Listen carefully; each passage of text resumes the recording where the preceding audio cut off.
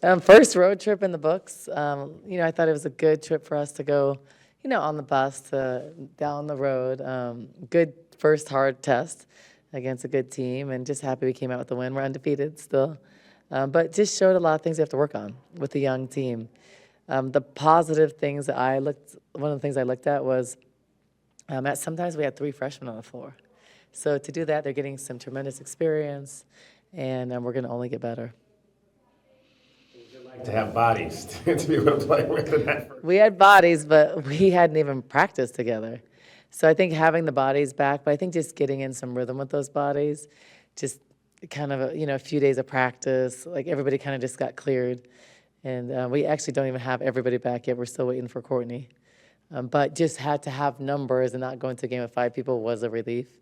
But just want to get everybody in rhythm, just in the flow of things and comfortable, because we're going to go into a period where we're having a lot of games fast. Is that what you would attribute the 26 turnovers to, just maybe not having that No. cohesiveness? Well, probably that's not. I don't like to look for excuses, but I think some of it was fatigue. Some of it is not having continuity with certain groups, but that's an excuse. I think that getting back, it made me realize that we really need to get back to the fundamentals, because you can scout another team all you want, but if you're not doing basic things like boxing out, making free throws, and taking care of the ball, then you can work on a scout all you want. It doesn't really matter. So I think right now the focus has to be getting really solid and confident in our fundamentals and doing the little things, and then worrying about the opponent. So right now, coaching a game with 26 turnovers, I had a double, triple look at the stat sheet.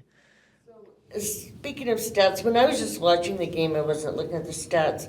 Skylar, I noticed her a lot deflecting balls, that Yes. sort of thing. So when I looked at the stats, I'm like, those aren't very good. But she seemed to be better than the stats. Yes, exactly. She, I think when she realized she was kind of missing some things, and she made freshman mistakes, come out, your first shot, jacking a 3, those are freshman things that you can work towards, you show, and she's a great kid. She's extremely coachable. So to show film for people to learn is really important. But she did valuable things. I like the fact that she didn't hang her head when she made a couple mistakes, and she still got the deflection. She's played hard. She's going to be a really good defender. She reminds me a lot of a more kind of energized, Sam early, but very similar to that, fights on defense, long, gets deflections, so her future's bright with that. And she has been out for a long time. She just got cleared. I think she had 1 contact practice. So she did really well despite that. The other person, I looked at the stat sheet and kind of was like, it's, Helena. She still was really valuable in the game, really controlled the tempo when she was in, made some excellent passes. People kind of missed some layups and missed some shots. But she, once again, is hard to take off the floor. So, but a lot to improve on and a lot to work towards, but we're getting better. So, when you look at your bigs, there's potential there. I mean, each one of them has, we were talking to Maya, obviously each one of them has their skill set, but when you look at a Bria who comes in first game, in her debut and does what she does, Maya's improved so much. Yeah. You have Ez, and you have Isis, who just is solid and does smart things on the court. What's it like for you to have these bigs that are just, it gives you a lot of different options? Really good.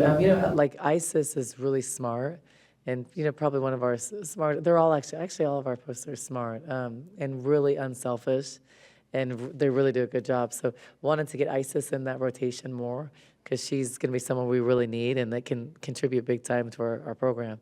But the balance of that, because Bria got really hot. And for her, she got a little winded, but she was finishing really well. So it just happened to get hot that game. But definitely Isis will play a bigger role. But Bria just showed that, she has a chance to be really special. So I think the combination of all of them is really solid together. Maya's playing at a high level. She's stretching the floor more. She's picking and popping for threes. She couldn't do that in the past. She's finishing well. She's playing at a high level. And then as Mary, it enables us with the other solid post players. Solly's playing really well at the 4, doing some good things. It enables us to move as Mary at the 3 and the 4, and then we have a really good rebounder, and as Mary can guard a 3. So we'll play bigger with some bigger lineups, so we can utilize the great players we have in the post. And then I think Skylar and as Mary playing together were really big.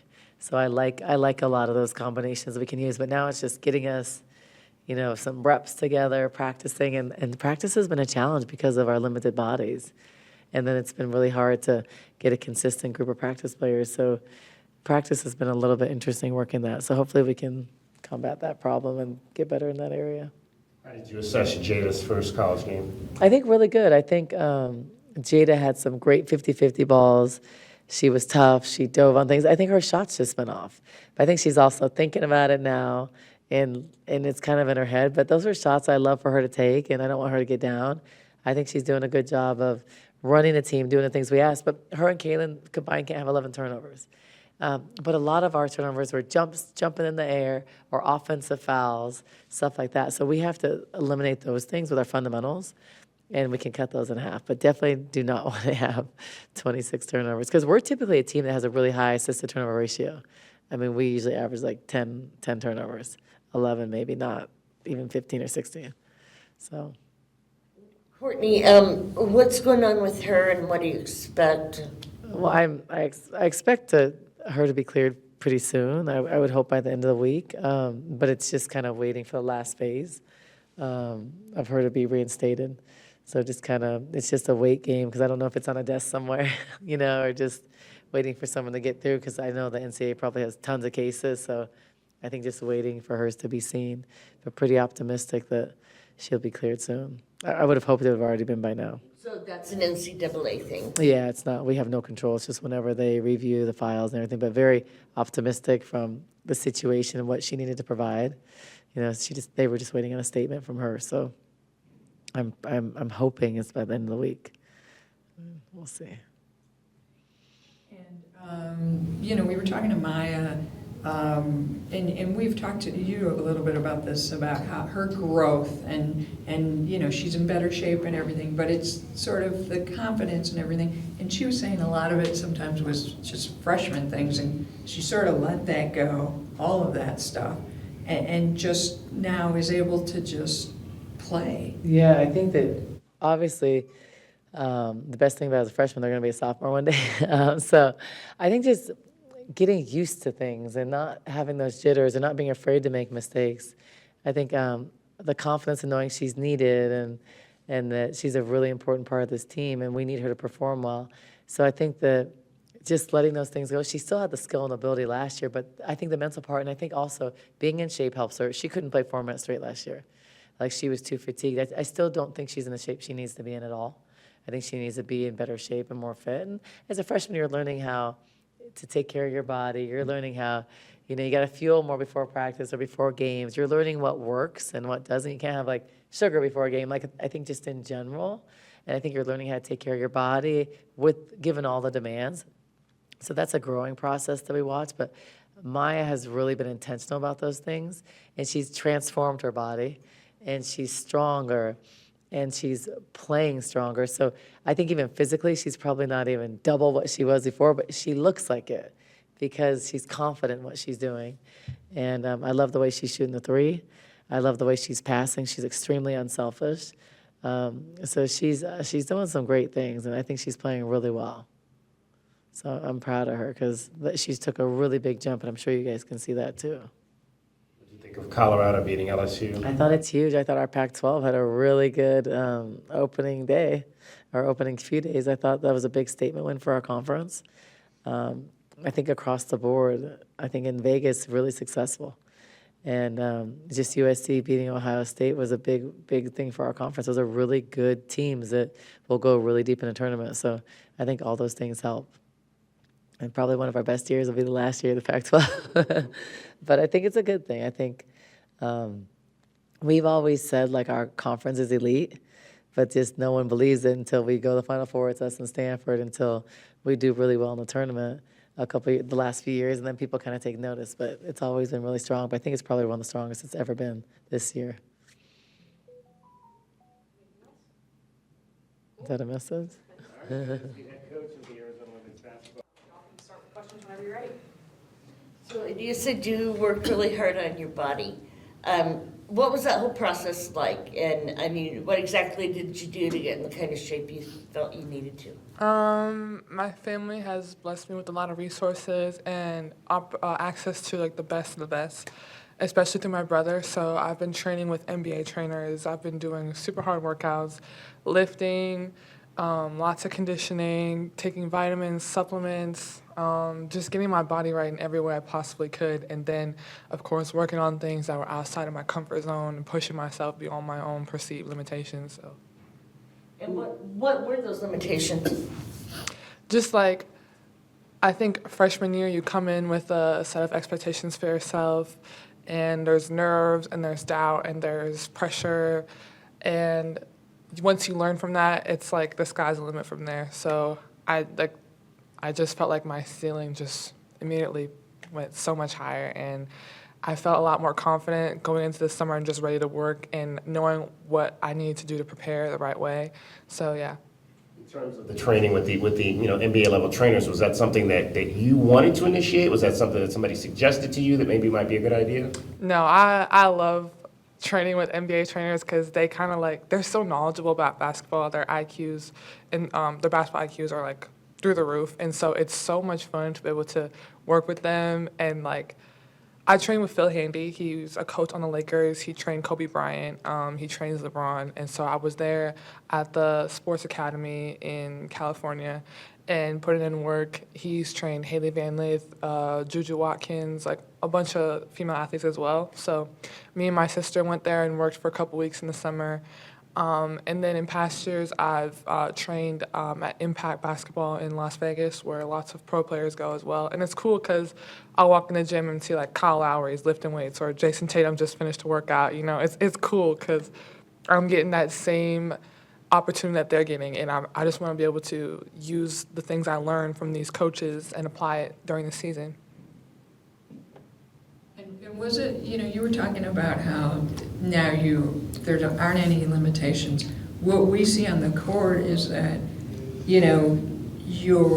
it's some of the, like, you're stronger and you're doing things that you didn't do before, but there's also like this sense that you feel like you can do all these things, like you have that extra confidence.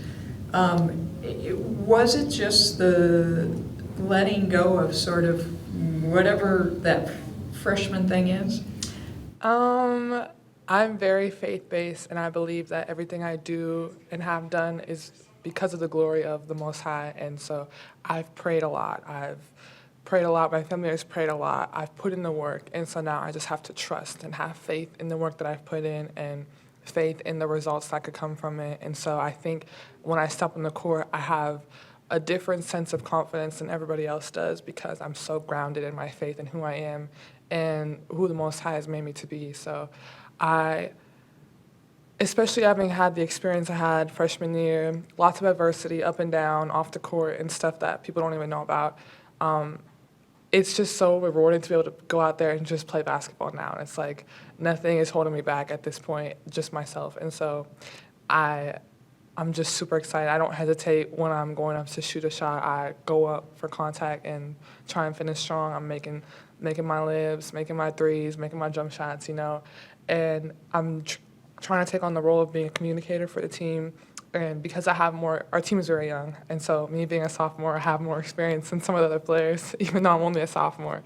So I'm trying to take on that role of being a leader and bringing the freshmen under my wing or the transfers under my wing because I know the system better after playing for Adia for a year now. So. And speaking to that, what is it that your teammates sort of give you that also helps you do what we're seeing so far? I think we all push each other really hard in practice. Coaches had to tell us to dial it back at times, or we have to do lighter practices because we go so hard. Like our loads are super high in practice, and we just compete, and we love to compete. And I think it makes the game so much easier because, like I was saying before, Salih is a dog, and she plays so hard. Even Esmeri, a lot of the players are, honestly. And going up against them as a post player, it's like you can't go in soft. You can't be weak. You can't go slow. Like you have to go fast. You have to play strong.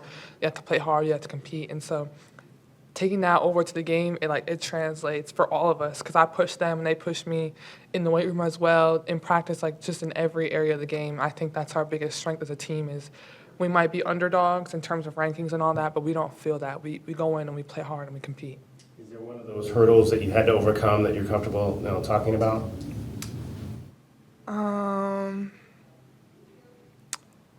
I think it would just be like my confidence in knowing the system. Last year was like a lot to take in, a lot to learn. I had to be a sponge. I had to get everything in, learn from Kate, learn from Esmeri and other players I had to meet. And now it's like I've been through the learning process. I'm still learning, but like I've gotten the basics down, so I'm more confident in when to trap or when to hedge on ball screens or where to rotate. I'm more confident talking and communicating and leading other players because I know what's going on. I know what reads to make on certain plays and what shots are the best shots to take in our offense. So it's just, that was probably the biggest thing that caused me to hesitate last year, but now it's like I've learned that. I'm more comfortable. I've watched a lot of film, and I've trained. I've put a lot of work in, so I'm more ready. Obviously, you guys are going through roster limitations this year. What's that like for the players? I mean, having to go out and play with 5 people to one night, and not having a lot of fresh bodies in practice. My biggest thing is I always say hold the rope. No matter what happens, hold the rope for your team. If you let the rope go, everybody falls. So no matter if we have 5 players or 12 players, everybody has to be ready. And I think that we showed that last exhibition game because we walked in the gym for game day and we're like, oh, we might have 7. Oh, we might have 6. Oh, I guess we have 5 now. And we're like, Adia. She's like, I'm not canceling. I'm not doing it to the fans. So we're like, we just got to be ready to play. It's going to be fun. We got to have each other's back. We got to just have fun with it. It's like our last exhibition game, the season starting. Like, I think anytime you get a chance to play basketball, it is a time to be grateful for because, like, Montea, she's a big loss for us this year, and we want to make her proud every time we take the floor. So many people don't get to have the opportunities we have. We get to play basketball. We get to come here, and we get to work hard, and we get to have fun. And so it's more of a privilege than it is, like, a chore. And I think that no matter how many players we have, we want to show how grateful we are for the opportunity we have to play the game. And so we go out and play our hardest. Bria, she was out of practice for a long time, and then she came out and had a real impact. What do you see in her, and how does she push you? Bria's awesome. She came in unsure of herself freshman year. This is like the hardest she's ever worked, the hardest workout she's ever done, most conditioning she's ever done. In high school, it's a lot easier because you're taller, you're stronger. You can just use that to your advantage. You don't really have to do much. So freshmen always learn, like, this is a totally different beast. And Bria, she's getting more and more confident every practice, every week, every game. And so her debut was really awesome. I was just glad people could see, like, how much work she's put in. And it's awesome to have her back because we were really devastated when she had went out with an injury. But so we're super happy, and it was just good to see her smiling. Her family was cheering her on. We were super proud of her, and she came in and gave us big minutes. She defended, rebounded, finished her layups, all that. She was just a beast in the paint. How does playing with someone like that when you guys are on the court together, like, how does that, what does that feel like when you, what does it feel like when you play with Ez? Because she's all over and she does things that other people don't do. Bria does other things that people don't do. Obviously you do things that others don't do. But with Bria, what's that like to play with someone who, when she comes in, she does so many things right away. Like, she doesn't waste time. Like, when she came in for that 39 seconds of that exhibition game, she got a basket, she blocked a shot, she altered the last shot. Like, she's just there ready to play. Playing with Bria makes my job so much easier because she's the biggest person on the floor. She has such length in her arms and just a big presence in the paint that if she doesn't block a shot, you're probably not going to make it because she covered your vision or she made you scared to shoot it. So I think it's fun playing with her. She cleans up the boards. She has really good hands, so you could just throw it up there in a place nobody else could catch it but Bria, and she'll finish it. Yeah, I like playing with her a lot. She's physical. She's really long. I don't know, just all the good things you need in a center. And Adia always says, like, nowadays the center is kind of a lost art in basketball because everyone wants to be a guard. Everybody wants to shoot threes. And Bria's like a typical post player, like a traditional post player. So that's huge for our team because she just changed the game when she comes in. I can come out, step out as a 4 player, hit my shots or get my assist to Bria, it opens the floor for us in a lot of ways. And going back to what you did over the offseason and everything in your freshman year, you had a concussion at one point, and it's, as we all know, it's really hard to come back from a concussion, and you're sort of, in your growth, you have to go back to square one, right, when you get back. How did it sort of, it was like you're going along, you're doing great, and then you have to shut down, and then you come back and you're like, whoa, like everybody else is here and I'm back here. What was that like for you? The concussion probably wasn't even the worst part of all the things I dealt with off the court last year. I was in and out of practice for about 2 months for some other health issues that I had. So it is definitely super frustrating because my favorite thing to do is play basketball like the rest of my teammates. And so I came here to play basketball. I came here to go to school, and it's like I can't even do that. It was super frustrating, especially in the crunch time. It's like the fall where the season's just about to start. I had a good summer, and then once fall hit, it was like everything was thrown off the rails, and I was just really disappointed. But I never wanted to be the person in the locker room that took down the energy of the group, you know? So I was always happy for my teammates' success, and whenever I could practice, I wanted to push Kate and Ez so that they'd be ready for the season, and they were, and so I was really proud of them. I think the time I had concussion was when we had the Oregon and Oregon State over. Those were huge games for us. We played amazing, so it was fun, honestly, being able to cheer my teammates on.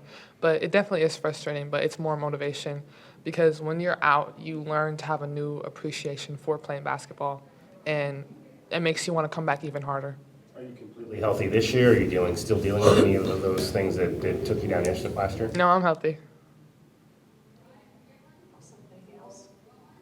Well, thanks, Maya. Thanks, guys. Thank you. Of course.